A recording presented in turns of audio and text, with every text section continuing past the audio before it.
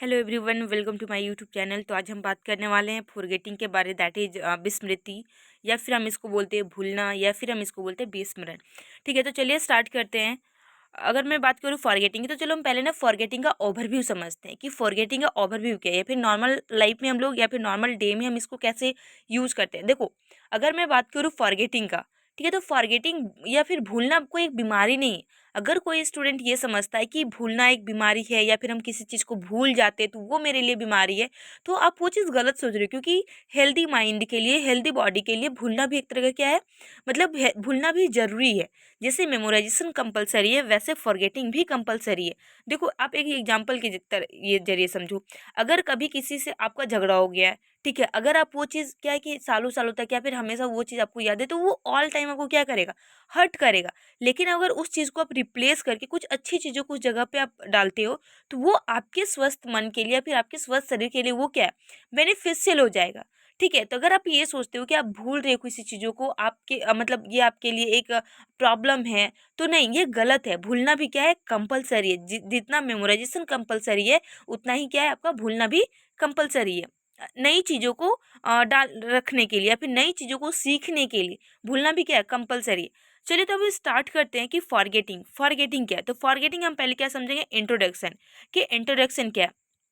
विस्मरण या विस्मृति को सामान्य बोलचाल की भाषा में हम क्या कहते हैं, भूलना बोलते हैं। ठीक है, हम विस्मरण को, फॉरगेटिंग को सामान्य बोलचाल की भाषा में हम क्या बोलते हैं, भूलना बोलते हैं। हम जानते हैं कि स्मृति की भांति विस्मृति भी एक क्या है, मानसिक प्रक्रिया।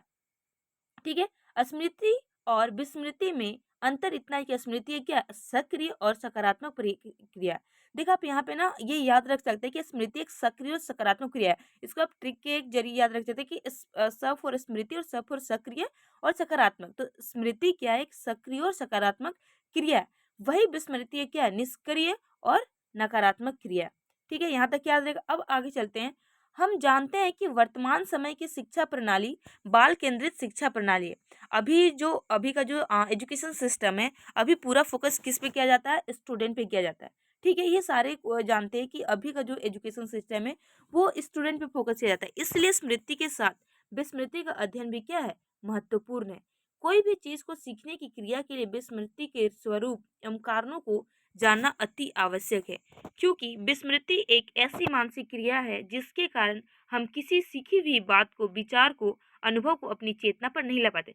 देखिए, आप इसको समझ सकते हैं ऐसे कि यहाँ पे बहुत अच्छा एक लाइन कि विस्मृति एक ऐसी मानसिक क्रिया है जिसके कारण हम किसी सीखी हुई बात को, विचार को, अनुभव को अपनी चेतना में नहीं ला पाते। कहने का मतलब है कि हम पहले उसको सीख चुके हैं, लेकिन कुछ दिनों के बाद हम उसको चेतना में या फिर अपने माइंड में लाने का, सबकॉन्शियस माइंड में लाने का कोशिश करते हैं, तो हम उस चीज़ को नहीं ला पाते हैं।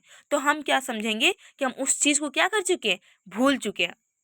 अब हम समझते हैं विस्मृति मन को आवश्यक बातों से मुक्त कर नवीन, आवश्यक और उपयोगी बातों को ग्रहण करने में क्या करता है, सहायता प्रदान करती है। आप देखो, इस चीज़ के कर सकते हैं कि अब अगर हम पुरानी चीज़ों को नहीं भूलेंगे, कि हम नवीन मतलब कि नई चीज़ों को डाल पाएंगे, सीख पाएंगे, तो नहीं। तो इसके लिए भी क्या करती है, विस्मृति हम लोग को सहायता करती है। ठीक है, अब हम समझते हैं अर्थ और परिभाषा। हम जानते हैं कि विस्मृति अंग्रेजी भाषा के फॉरगेटिंग शब्द का हिंदी रूपांतर है। ठीक है, जिसका अर्थ होता है भूलना। हम लोग इसको पहले लाइन पर कि फॉरगेटिंग शब्द का भूलना क्या है, हिंदी रूपांतर है। विस्मृति का सामान्य अर्थ होता है भूतकाल के किसी अनुभव को वर्तमान चेतना में लाने की असफलता ही विस्मृति है। देखो, विस्मृति का अगर आप सामान्य अर्थ आप समझना चाहेंगे, तो सिंपल सा आप ऐसे समझो कि जो आप पास्ट में सीख चुके हो, या फिर पास्ट में जो जिस चीज़ के बारे में आप सोचे, या फिर जो अनुभव है या जो एक्सपीरियंस है, ठीक है, जो भी आप, जैसे सपोज आप प्रीवियस ईयर हम दिवाली की बात करेंगे। अगर प्रीवियस ईयर दिवाली में हम कुछ सोचे थे कि 2022 के दिवाली में मुझे कुछ करना, और अभी हम उस चीज़ को क्या कर रहे हैं, याद करने की कोशिश कर रहे हैं, और वो चीज़ें हम याद नहीं कर पा रहे, या फिर सबकॉन्शियस माइंड में हम उसको नहीं ला पा रहे, तो हम क्या बोलेंगे कि ये क्या है, विस्मृति है। ठीक है, मतलब भूलना है, हम उस चीज को क्या कर चुके हैं, भूल चुके हैं। चलिए, अब हम समझते हैं परिभाषा। तो परिभाषा समझेंगे मन के अनुसार। ठीक है, मन जो साइकोलॉजिस्ट है, हम उनके अकॉर्डिंग समझेंगे कि क्या है फॉरगेटिंग। सीखी हुई बात को पुनः स्मरण, मतलब कि फिर से दोबारा रिपीट करना, रखने की असफलता ही विस्मृति है। मतलब कि पुनः स्मरण रखने की सफलता, मतलब हम फिर सिंपल सा इस डेफिनेशन का मीनिंग ये है कि जो हम सीख चुके हैं उस बात को पुनः स्मरण मतलब रिकॉल अगर हम करना चाहेंगे तो उसमें अगर हम सक्सेस नहीं हो रहे, मतलब हम उस चीज़ को रिकॉल नहीं कर पा रहे, तो मतलब हम क्या कर चुके हैं, वो भूल चुके हैं। और वही क्या है, विस्मृति है या फिर भूलना। ये किसके अकॉर्डिंग है, मन के अकॉर्डिंग। तो आप ये याद कि मन के अकॉर्डिंग क्या है, मन के अकॉर्डिंग है कि पुनः स्मरण मतलब दोबारा रिकॉल करना, जो हम पहले सीख चुके हैं, जो पास्ट में हम सीख चुके हैं, उस चीज़ों को हम दोबारा रिकॉल करने में हम क्या है, सक्सेस नहीं है। मतलब तो हम क्या बोलेंगे कि हम उस चीज़ में भूल चुके हैं, उस चीज़ को हम भूल चुके हैं, रही क्या है, विस्मृति है। ठीक है, अब हम समझेंगे सिगमंड फ्राइड के शब्दों में, विस्मरण वह प्रवृत्ति है जिसके द्वारा हम अपने दुखद अनुभवों को अपने स्मृति से अलग कर लेते हैं। ठीक है, अब हम नेक्स्ट समझते हैं ड्राइवर के अनुसार कि ड्राइवर क्या है। पहले सीखी हुई क्रिया को अपने चेतना में वापस लाने की असफलता विस्मृति। देखिए, हम लोग बार बार समझ रहे चीज को, जो पहले जो सीख चुके हैं, ठीक है, उस क्रिया को, ठीक है, उस अनुभव को, उस एक्सपीरियंस को अपने चेतना मतलब सबकॉन्शियस माइंड में वापस लाने की असफलता मतलब वापस नहीं ला पाते हैं। ठीक है, जिसमें हम लोग वापस लाने की अगर कोशिश करते हैं उसमें हम असफल हो जाते हैं, तो वो क्या है, विस्मृति है। ठीक है, अब समझते हैं भाटिया के अनुसार, किसी समय प्रयत्न करने पर कोई पूर्व अनुभव को स्मरण में न लाना भी स्मरण है। भाटिया के अकॉर्डिंग भी वही है कि किसी समय प्रयत्न करने पर कोई पूर्व अनुभव, जो पहले का जो अनुभव है या पहले का जो क्या है एक्सपीरियंस है, उसको हम नहीं करते, उसको हम क्या बोलेंगे, बेस्मरण बोलेंगे। ठीक है, अब समझते हैं बेस्मरण के प्रकार मतलब बेस्मृति के प्रकार। तो देखो, बेस्मृति के कितने प्रकार है, दो प्रकार की। याद रखिएगा कि बेस्मृति कितना प्रकार है, दो प्रकार है। वो कौन कौन सा है, सक्रिय और निष्क्रिय। पहला क्या है, सक्रिय, और दूसरा क्या है, निष्क्रिय। तो हम इसको active forgetting and passive forgetting. तो हम पहले समझते हैं एक्टिव फॉरगेटिंग की सक्रिय विस्मरण क्या है। सक्रिय विस्मृति का कारण व्यक्ति स्वयं होता है, क्योंकि वह स्वयं किसी बात को भूलने का प्रयत्न करके उसको भुला देता है। देखिए, होता है ना कि सक्रिय मतलब कि वो एक्टिवली वो क्या करता है, भूलने के लिए वर्क करता है कि हम उस चीज़ को भूल जाएं, और उस चीज़ को अगर भूल जाता है तो हम उसको क्या बोलेंगे, सक्रिय। सक्रिय का मतलब यहाँ पे क्या समझते हैं, एक्टिव होना। मतलब एक्टिवली वो क्या चाहता है कि हम किसी चीज़ को, अगर उसके मन में कुछ है और अगर अब वो चाहता है कि वो भूल जाए उस चीज़ को, कोई स्टूडेंट के मन में कुछ चल रहा है और वो चाहता है कि उस चीज़ को भूल जाए, एक्टिवली उस चीज़ पे काम कर रहा है कि मुझे उस चीज़ को भूलना है, और अगर वो भूल जाता है तो हम क्या बोलेंगे, ये सक्रिय विस्मरण। ठीक है, वही यहाँ पे लिखा हुआ है कि सक्रिय विस्मृति का कारण व्यक्ति स्वयं होता है, वो खुद होता है। ठीक है, क्योंकि वो स्वयं किसी बात को भूलने का प्रयत्न करके उसको क्या करता है, भुला देता है। फ्राइड का कथन भी है, ठीक है, सिगमंड फ्राइड महोदय का कथन है कि हम विस्मृति की क्रिया द्वारा अपने दुखद अनुभव को स्मृति से निकाल देते हैं। ठीक है, फ्राइड के अनुसार है कि हम विस्मृति की क्रिया द्वारा मतलब विस्मृति के माध्यम से अपने दुखद अनुभव, ठीक है, जो दुखद अनुभव था उसको स्मृति से क्या कर देते हैं, मेमोरी से क्या कर देते हैं, निकाल देते हैं। इसको हम क्या बोलेंगे, सक्रिय विस्मरण। अब हम समझते हैं निष्क्रिय विस्मरण, दैट इज पैसिव फॉरगेटिंग। निष्क्रिय विस्मृति के कारण व्यक्ति स्वयं नहीं होता। देखिए, जो अभी हम लोग सक्रिय में क्या समझे कि वो स्वयं करता है, ठीक है, लेकिन निष्क्रिय में क्या होता है, वो स्वयं नहीं करता। अगर कोई स्टूडेंट, हम कैसे बोलेंगे कि वो सक्रिय, अगर वो किसी टॉपिक को भूलने का कोशिश कर रहा है, मतलब या कोई आ, दुखद अनुभव है या फिर कोई ऐसा जिसको जो ऐसा एक्सपीरियंस है या फिर कोई ऐसा कभी अपने लाइफ में पास्ट में कुछ ऐसा सिचुएशन रहा होगा जिससे वो बहुत हर्ट होता है, तो वैसे सिचुएशन को या फिर वैसे एक्सपीरियंस को क्या करता है, वो निकालने की कोशिश करता है, किससे, अपने मेमोरी से, जहाँ पे वो याद है वहाँ से वो निकालने की कोशिश करता है कोई स्टूडेंट, तो हम उसको क्या बोलेंगे, और वो भुला जाता है तो हम उसको बोलेंगे सक्रिय विस्मरण। लेकिन हम समझते हैं निष्क्रिय विस्मरण, तो इसमें क्या बोलता है कि निष्क्रिय विस्मरण में कि इसमें स्वयं का कोई ये नहीं होता है, वो नहीं चाहता है, ठीक है, लेकिन फिर भी वो स्वाभाविक रूप से, मतलब वो ऐसा होता है ना कि वो स्वाभाविक तरीके से वो भूल जाता है। ठीक है, तो हम उसको क्या बोलेंगे, निष्क्रिय विस्मरण। अब हम समझते हैं कारण कि क्या क्या कारण हो सकता है। हम जानते हैं कि विस्मरण सीखने, धारण करने की क्रियाओं में दोष आने के कारण होता है, इसलिए वे सभी कारण जो सीखने की क्रिया को छीन करते हैं वही विस्मरण के कारण होते हैं। विस्मरण होने के दो कारण होते हैं, पहला तो सैद्धांतिक कारण, दूसरा सामान्य कारण। देखिए, आप इसको ना याद रखिएगा कि विस्मरण के दो कारक मतलब कि दो मेन रीजन होते हैं जिसके वजह से वो क्या होता है, कोई विस्मरण भूलता है। पहला क्या है, सैद्धांतिक। ठीक है, आप ऐसे याद रखिए, एस फॉर सैद्धांतिक और एस फॉर मतलब सब फॉर सैद्धांतिक, सब फॉर सामान्य। तो हम पहले समझेंगे सैद्धांतिक कि सैद्धांतिक क्या, सैद्धांतिक में कितना, जैसे बाधा का सिद्धांत है, दमन का सिद्धांत है और अनभ्यास का सिद्धांत। तो हम समझते हैं बाधा का सिद्धांत। पहले हम समझते हैं, एक एक पॉइंट हम लोग अच्छे से समझते जाएंगे, ठीक है। तो हम समझेंगे पहले बाधा का सिद्धांत, कि बाधा का सिद्धांत क्या। इस सिद्धांत के अनुसार यदि हम एक पाठ को याद करते हैं और दूसरे पाठ को याद करने लग जाते हैं तो पहला पाठ भूल जाते हैं, अतः पहला पाठ निर्बल होते चला। देखिए, तो मतलब हम लोग कॉमन लाइफ में भी ऐसा होता है, मतलब डेली लाइफ में भी ऐसा होता है कि सपोज हम लोग कोई पाठ पढ़ रहे हैं, ठीक है, साइंस का कोई चैप्टर है, साइंस का फर्स्ट चैप्टर हम पढ़े, ठीक है, उसको बहुत अच्छे से पढ़े, वो तब तक याद है, लेकिन जैसे हम सेकंड चैप्टर में जाते हैं, हम फर्स्ट चैप्टर क्या हो जाते हैं, भूल जाते हैं, ठीक है। और वो धीरे धीरे धीरे क्या हो जाता है, निर्बल होते, मतलब कि कमजोर होते चला जाता है। तो हम उसको क्या बोलेंगे, बाधा का सिद्धांत। दूसरा क्या है, दमन का सिद्धांत।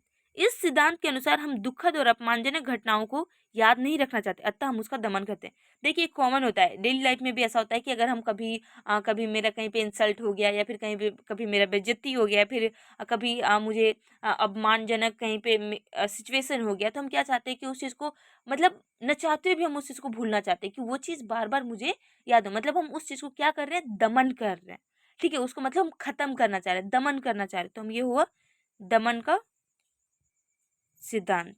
अब हम पढ़ेंगे अनभ्यास का सिद्धांत।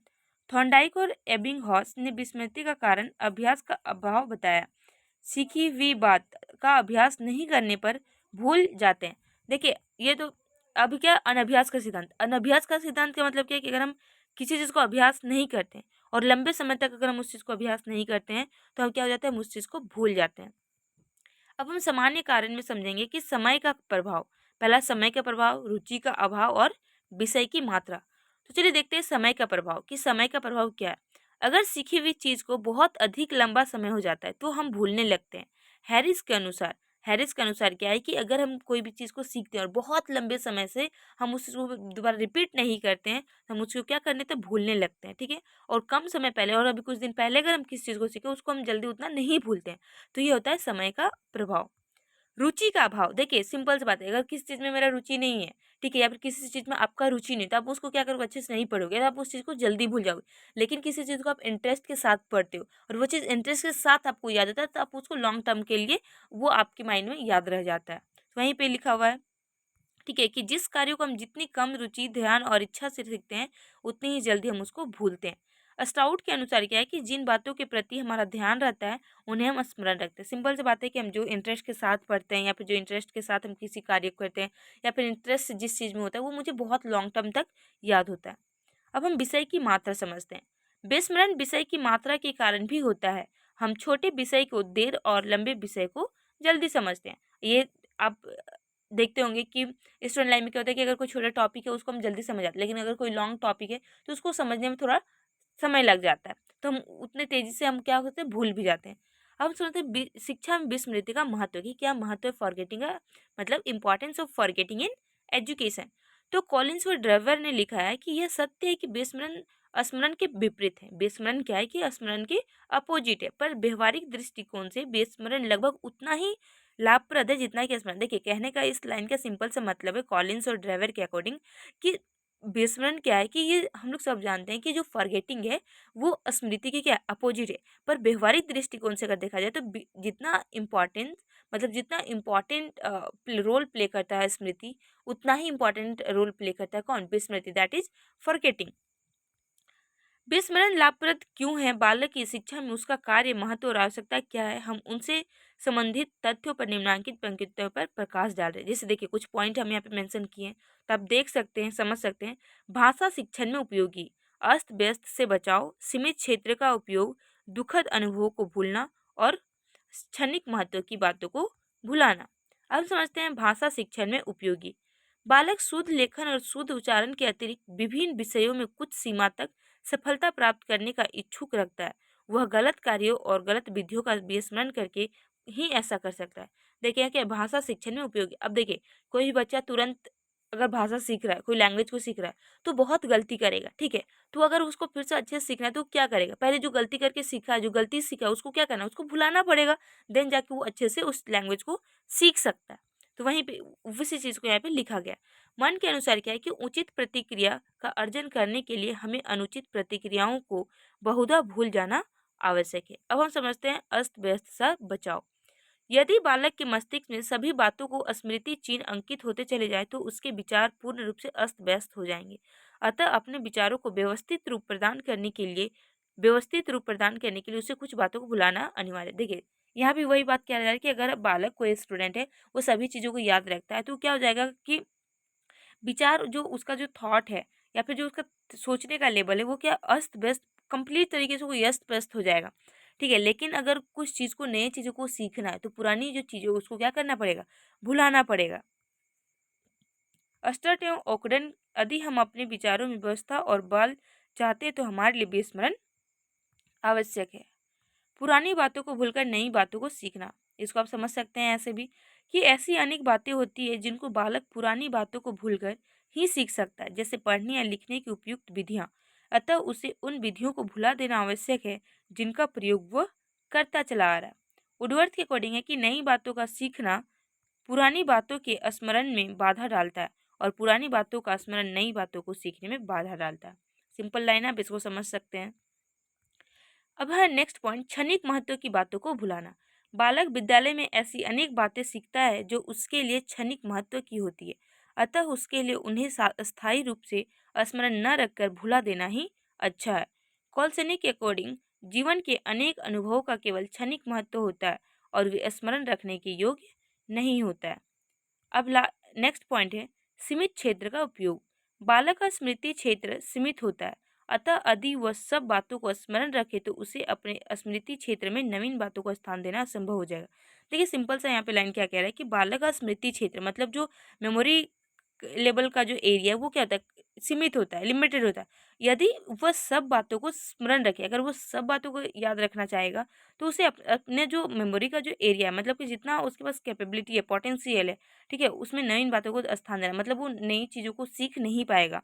ठीक है, ये उसके लिए इम्पॉसिबल हो जाएगा। इस दृष्टि से उसे पुरानी बातों को क्या करना पड़ेगा, भूलना पड़ेगा। कॉलिन्स एवं ड्रेवर, विस्मरण किसी भी प्रकार के लाभप्रद अधिगम का आवश्यक अंग है। दुखद अनुभवों को भूलना, बालक को अपने विद्यालय और पारिवारिक जीवन में समय समय पर कटु या दुखद अनुभव होते हैं। ये अनुभव स्मरण की प्रक्रिया में बाधा उपस्थित करते हैं, अतः इनका विस्मरण करके ही बालक विद्यार्जन के लक्ष्य की प्राप्ति कर सकता है। भाटिया के अनुसार भली प्रकार स्मरण करने के लिए हमें बहुत कुछ भुला देना आवश्यक है। शिक्षक को चाहिए कि वह छात्रों में नवीन चीज़ों को सीखने पर बल दे, उन्हें संतुलित रूप से सिखाएं, सृजनात्मक संतुलन बनाए रखें, मानसिक द्वंद्व तथा संघर्ष को दूर करें। ऐसा करने से विस्मृति स्वाभाविक होगी जो बालक का मानसिक स्वास्थ्य बनाने में योग देगी।